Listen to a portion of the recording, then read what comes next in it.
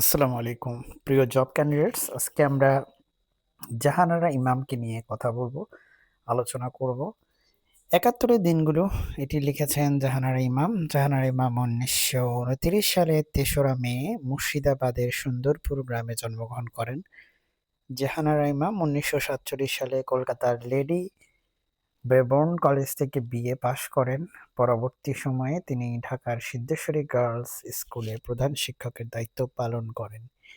এ সময় তিনি ঢাকা বিশ্ববিদ্যালয় থেকে বিএড ও বাংলায় এমএ ডিগ্রি লাভ করেন এবং ঢাকা টিচার্স ট্রেনিং কলেজে অধ্যাপনা করেন। ১৯৭১ সালে মুক্তিযুদ্ধে তার প্রথম সন্তান রুমি যোগদান করেন। রুমি ও তার সহযোদ্ধাদের বিভিন্ন অপারেশনে জাহানারা ইমাম সহযোগিতা করেন। এছাড়া মুক্তিযোদ্ধাদের আশ্রয়, খাদ্যের যোগান, গাড়িতে অস্ত্র আনা নেওয়া এবং তা যুদ্ধক্ষেত্রে পৌঁছে দেওয়া, খবর আদান-প্রদান ইত্যাদি কর্মকাণ্ডে তিনি সর্বান্তকরণে অংশগ্রহণ করেন। যুদ্ধের শেষ দিকে রুমি শহীদ হন। জাহানারা ইমাম শহীদ জননী হিসেবে পরিচিতি লাভ করেন। মুক্তিযুদ্ধের ওপর স্মৃতিচারণমূলক তার অসাধারণ গ্রন্থ ৭১-এর দিনগুলো সর্বত্র সমাদৃত। তার অন্যান্য গ্রন্থ হল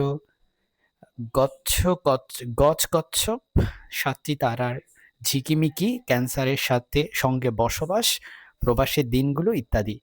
সাহিত্যকর্মে অবদানের জন্য তিনি বাংলা একাডেমি পুরস্কার লাভ করেন। ১৯৯৪ সালে ২৬শে জুন এই মহীয়সী নারী পরলোক গমন করেন।